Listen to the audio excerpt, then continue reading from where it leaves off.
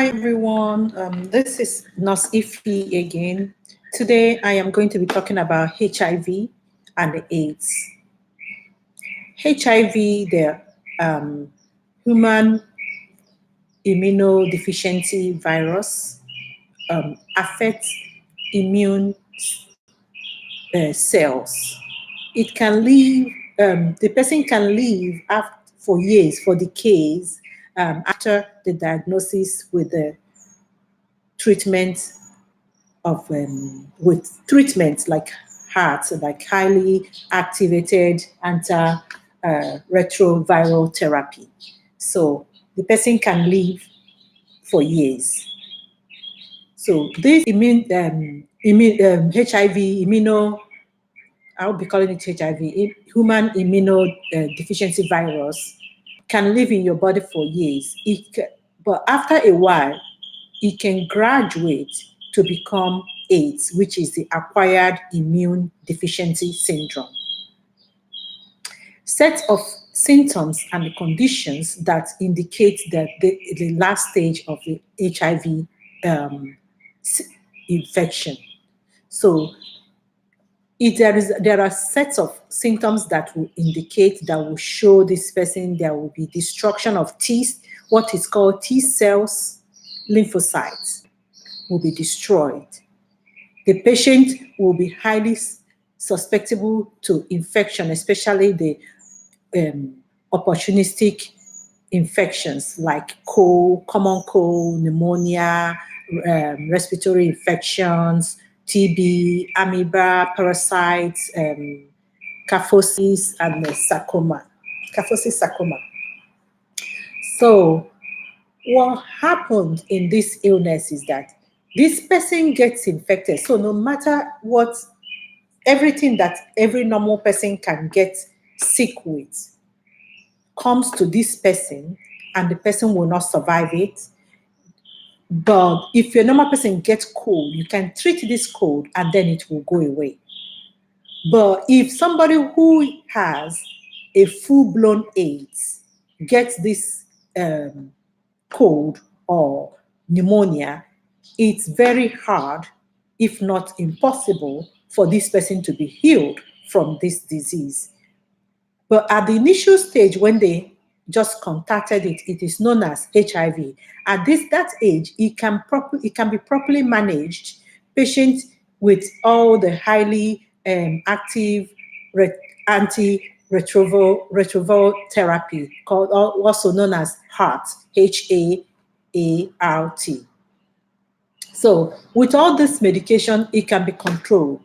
It can be controlled but not treated to go. But there are very few occasions you hear that people have remission of HIV. But in some cases, it goes into AIDS. But this patient that has HIV can live with this HIV for even as long as, for a very long time, like almost 10 for decade, like 10 years or more years, as long as the patient is on this medication. So for us, when we have a patient that has HIV or AIDS, we have to be assessing this patient for frequent infection. We also have to assess for skin breakdown. So we have to assess them for skin wasting, what we call wasting syndrome, muscle atrophy. They are losing those subcutaneous fat easily. So you see them losing fat, even though they are eating very well, they are eating the normal diet, they are just losing those fats quickly. There's malnutrition. Malnutrition because some of them lose the appetite. They don't even like their best food that they usually like to eat in the normal circumstances. So we have to assess their nutrition.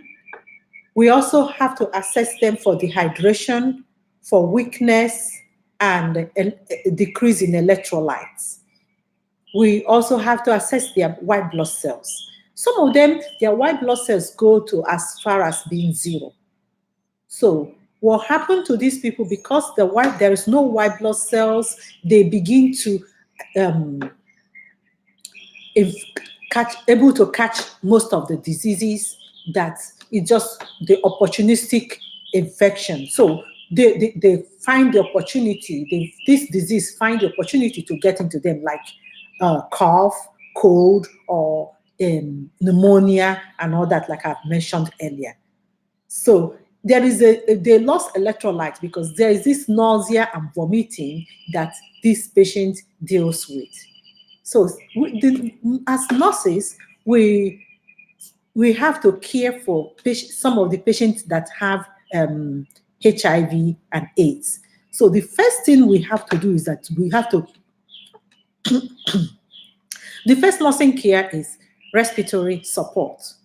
Make sure we give them the respiratory support. If they need oxygen, make sure that it's given.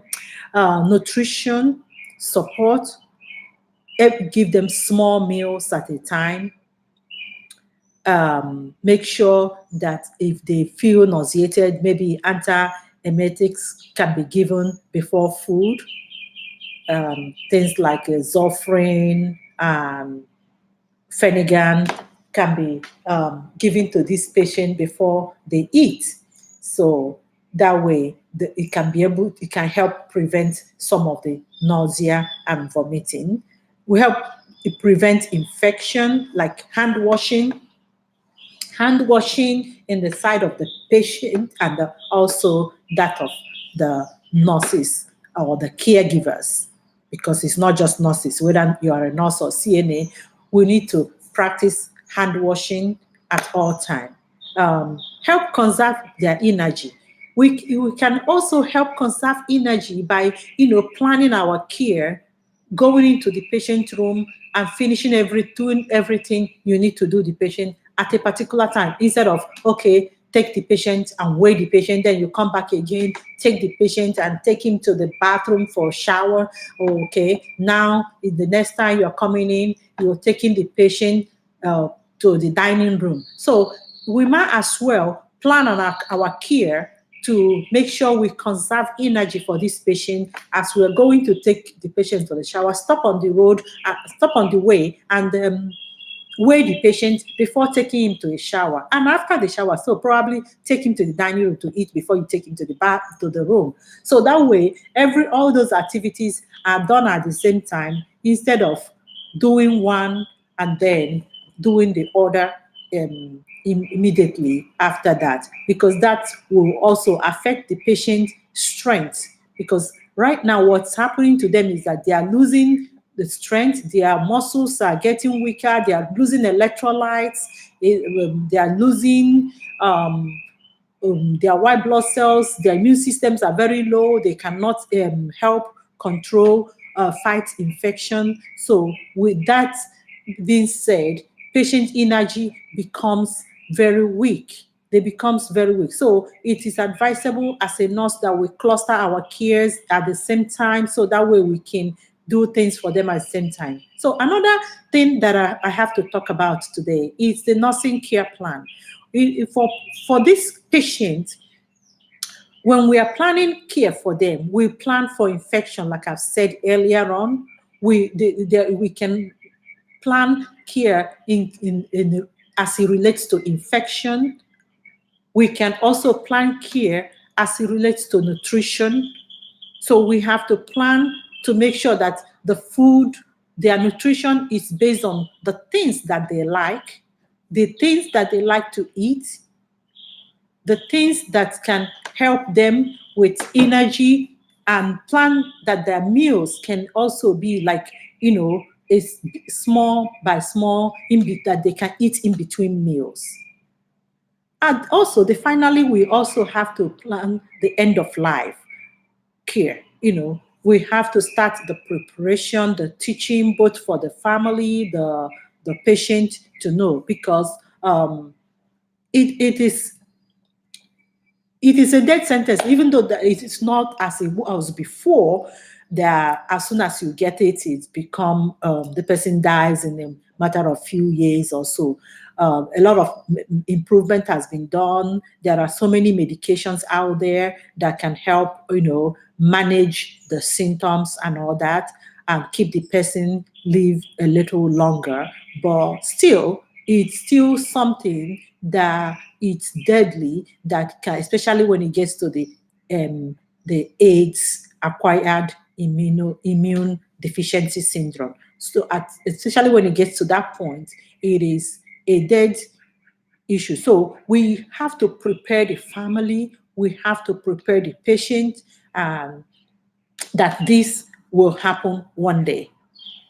All right. So that is my teaching on AIDS and HIV, and I hope that helps.